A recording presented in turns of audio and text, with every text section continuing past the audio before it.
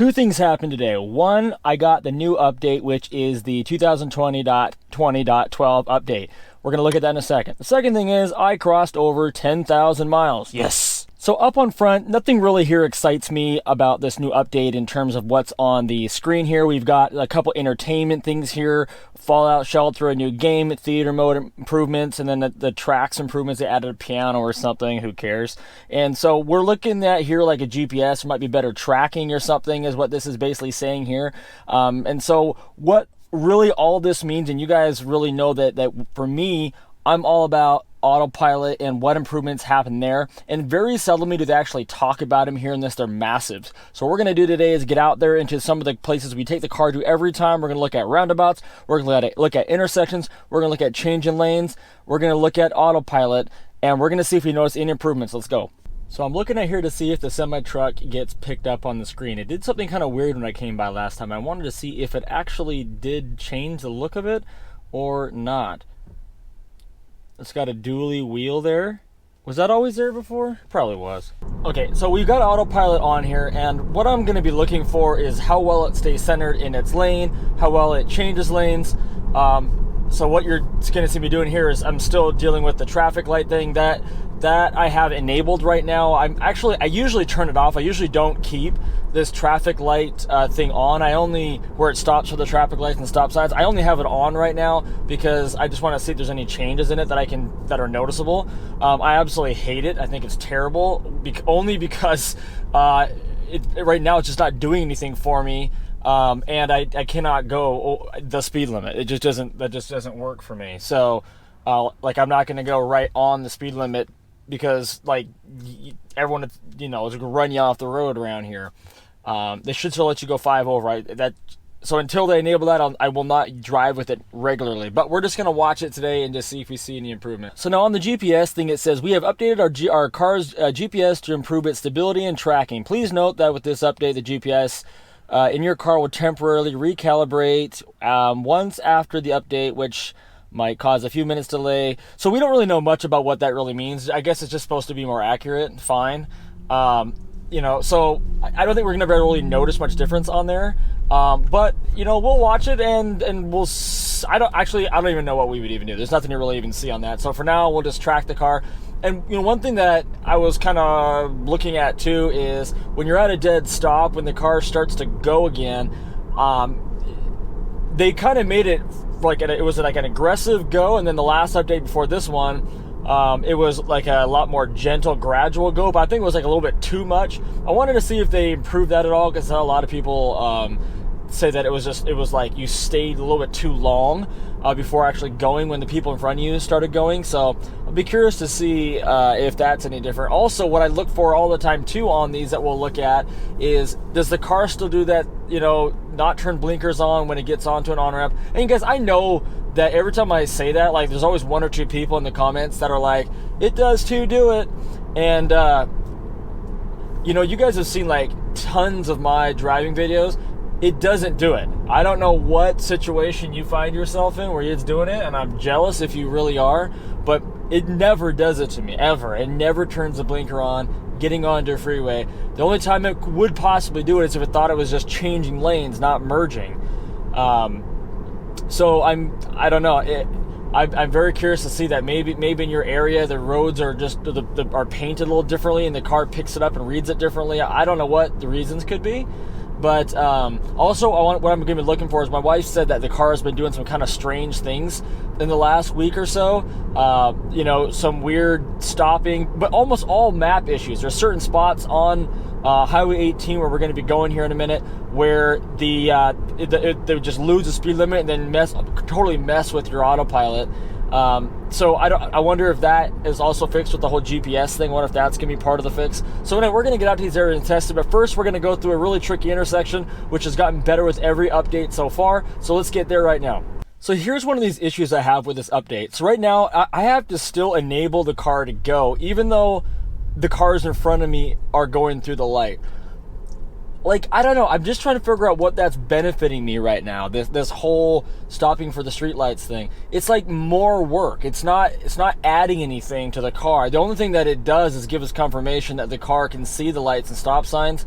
but I don't really know that I need the car to stop right now for me. Like, I get when you're in autopilot, it's going to do it, and that's great. But why am I doing it now? I don't know. But anyway, we're getting to this intersection here. Hopefully the light stays green and we can get through it. I'm going to give it a little bit of help on the accelerator. All right, we're going to run it. We're going to run a yellow light. Let's see what happens. Oh, that was sputtery.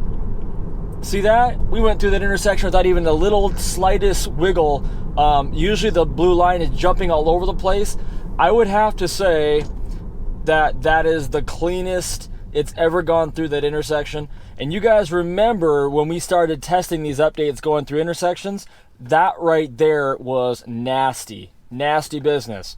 And I swerved into the second lane, and it just keeps getting better. It's getting better at reading lines and then I think projecting where you're going to go. So I got to take over here because I'm going to get on the freeway.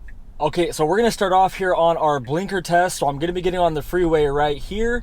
And as soon as we get to the point where I can turn on autopilot, and we know that because we'll see a blue steering wheel pop up here, I will put it on. So watch for it. There it is, on autopilot, 65 miles per hour. And let's go. Now, that is extremely weird. Why are we accelerating so slow? What the heck is up with that? That was abnormal. I didn't like that at all. So I wonder though, did the car just slow down because we were on a turn? Is that something new? Because it didn't used to do that right there. I used to just take off like a bandit. And again, no blinker. So it doesn't, no blinker merging. It was a very smooth merge though. It didn't jump over and try to aggressively center itself. It just slowly moved over. I do like that. And I've tested it with the thought of, are there changes on that on-ramp many different times? So I do know that. Let's take it on to some corners and just see if it is slowing down for corners a little bit more now. So now when we get up to this exit right here, this off-ramp, one thing I want to see is, will it take the off-ramp if I put the blinker on right here in just regular autopilot? I'm not using navigate and autopilot. There's no destination in. So let's just see if I put the blinker on, if it will actually take the exit. Okay, so I'm going to put the blinker on. No, so that was definitely mean. I'm going to put it back in autopilot here, and what I want to see is how it handles this corner, because we are going 60. Okay, it's dropping it down to 55 automatically because it's my new max on this speed. But will it go below 55? Okay, it's going to go to 50. It's weird, it keeps dropping it on its own. Now it's going to 45. So it's interesting. It's like they sectioned out the off-ramp. They did. Isn't that interesting? It's like about every 50 feet, the speed limit would drop about 10 miles per hour. And here it goes again. Look at it, just knocking it down. So it keeps changing my max. That is new. It did not used to do that. And it's going to stop me here for the stop sign. Now it tells me to take over. That was all this car. I had nothing to do with that. That's really freaking cool. All right, let's go turn around and try another on-ramp. So now this on-ramp is going to be a little bit unique because you can see it's a big circular on-ramp. Let's just see how the car handles this in terms of its speed going through it this way, because we saw what it did going to a stop. Let's see what it does going to an acceleration. So I got it set for, it won't let me put it up. Okay, interesting. So it's keeping me at 30 for this on-ramp right now, which is fine. But when will it start accelerating? Because through the whole similar kind of off-ramp, again, about every 50 feet, it knocked it down 10 miles per hour, which the speed limit wasn't doing that. The car did that all on its own. It kept changing my max so that the car would slow down, and it did it visually too. So now here we are, and we're getting ready to get on the freeway. We're still going 10, 15 under. So it seems like you got to get pretty far on the on-ramp, and then the car gets to speed. And then, yeah, so it really only let me start adjusting the speed once I, got pretty close to the freeway. Once I stopped turning, when I was on the corner, I couldn't adjust the speed. I wonder if that's just unique to that on-ramp or if that's the way it is. But most definitely, it does slow down now on those corners. But we're going to go and test this out even more. We're going to find more corners. So now we're heading onto this area. There should be lots of little twists and turns for us to really see how it handles the speeds. We're not going to see much on a 35 mile an hour speed limit, but we might get some tight corners up here we'll take out. I'll zoom right to them so you guys don't have to watch them, but well, this is going to be interesting because we want to go straight and all these people are turning. Oh, there's a train. That's the situation. So let's see how it handles this situation. Look at all this traffic, cross traffic, train tracks, lights, all kinds of people merging around everywhere. Let's see how well autopilot handles this. We got some horns blaring out there. I mean, we just had to wait for a big old train. Wow, it's crazy. We do not have a stoplight, but people are stopping. You know, autopilot does a really good job figuring out weird situations like that. Like, we're heading through this hill. There's really tight, windy roads up here. Let's just see how the car handles this. I had to tap it just now to tell it to keep going. See, we got on the yellow line there a little bit, but the car instantly corrected. That was interesting. It corrected itself. And then now we'll start actually accelerating to the speed limit. I want to see if on these corners what it's going to do here. I want to see if it's going to keep it at 35 or if it's going to slow it down right here. It slowed it down a couple miles per hour. Autopilot does well when it's moving at over probably 30 miles per hour. It's, it doesn't do very good at slow miles, like slower than that when it's like on, like you're supposed to be like turning. Like the other day, I didn't post the video because it kind of sucked. It didn't really go the way I wanted it. I was going through this long line to go through Wells Fargo, and in my car gave me the ability to put it in autopilot. So I put it in autopilot going through the Wells Fargo drive-through at the bank, and the lanes go like this, and I got about halfway there and it just kind of started going straight over the line and wanted to correct, but it couldn't correct sharp enough. So let's see what it does here. So it slowed us down a lot there, but look at how sharp that turned. That was all the car. That was actually really good. Yeah, so I don't know, it certainly looks like it's slowing down. I mean, look at us slowing down here.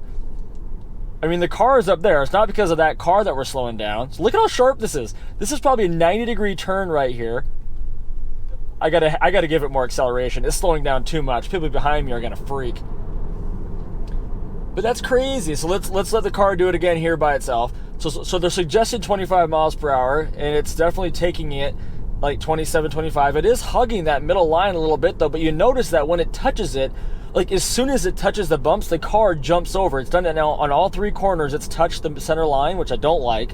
But when it did, it instantly corrected it. It pulled it back over to the right side of the lane, which is probably just an overcorrection.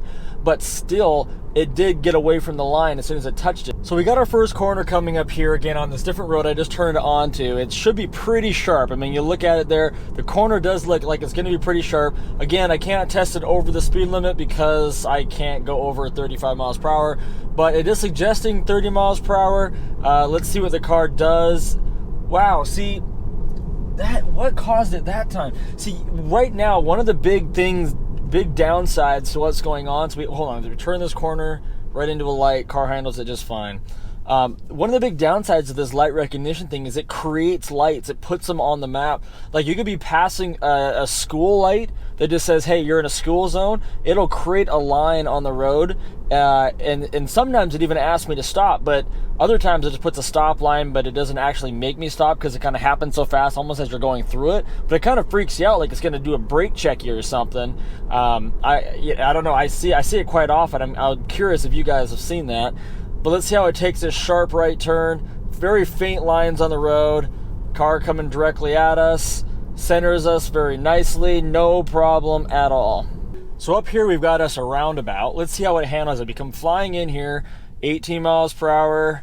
So they're calling it a stop sign. I'm going to have to take control. So it's going to treat this roundabout entry as a stop sign. And but I'm going to tap go.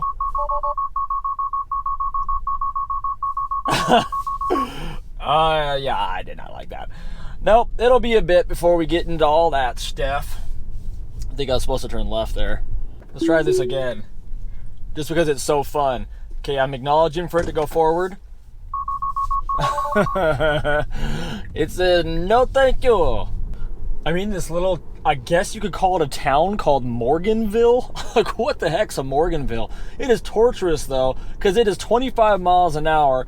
Tesla does not design for 25 miles an hour. This is killing me. I'm seeing all these people walking around, and wow, like there's like 5 buildings in Morganville. Cute little city though. Let's go down here. I've always wanted to see what's down here.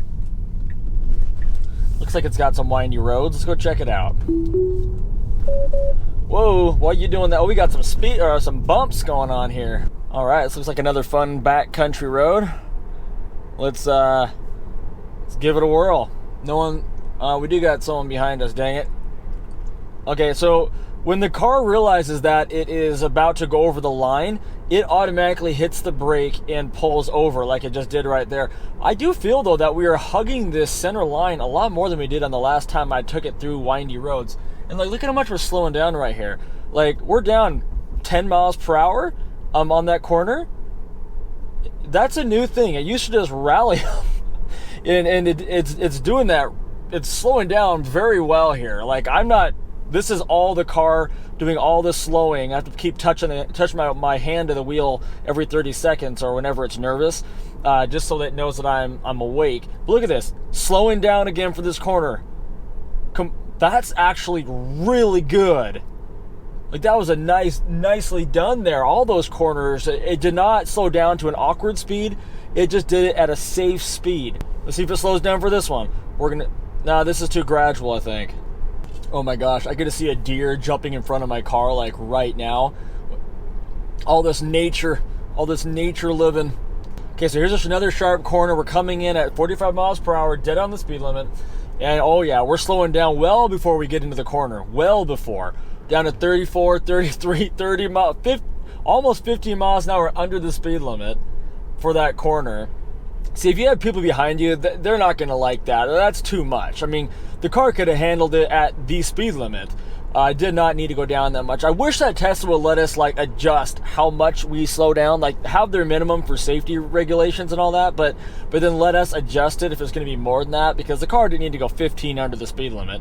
But look at that. See, it's hugging the center line. I feel like it's hugging it a little bit more. Like last time when I raced through here, we had fast.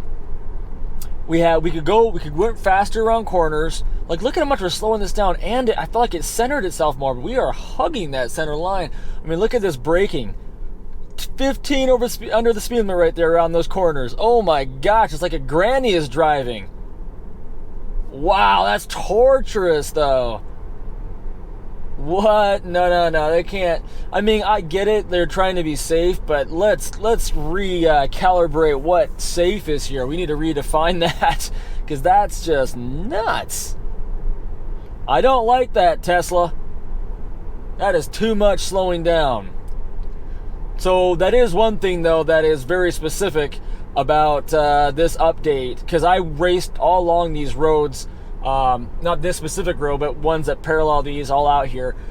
In one of my recent videos, you guys all saw it. It was not doing nothing like that. It wasn't doing any slowing down. What it would do is it kind of took them wide into shot in the corners, kind of like you would actually, like, look at this one. This is 20 mile an hour recommended over the train track. Let's see how this goes here.